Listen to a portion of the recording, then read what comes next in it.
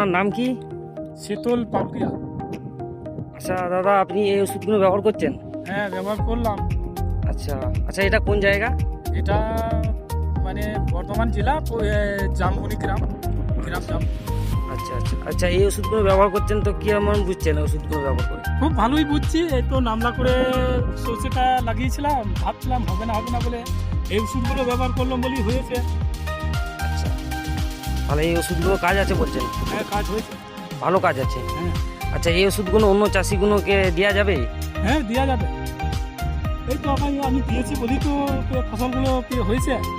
আচ্ছা, তো আমাদের দাদা, এটা আমরা এসেছি জামবনি, দৌড়ডাঙ্গা জামবনি বলে। এ দাদা অনেকটা সর্ষে লাগিয়েছে এখানে, মোটামুটি নাবি করে সর্ষেটা লাগিয়েছে।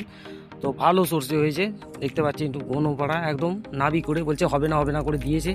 এইগুলো ওই যে যতটা সর্ষে দেখা যাচ্ছে ওইদিকে সবই ও দিয়েছে নাবি করে।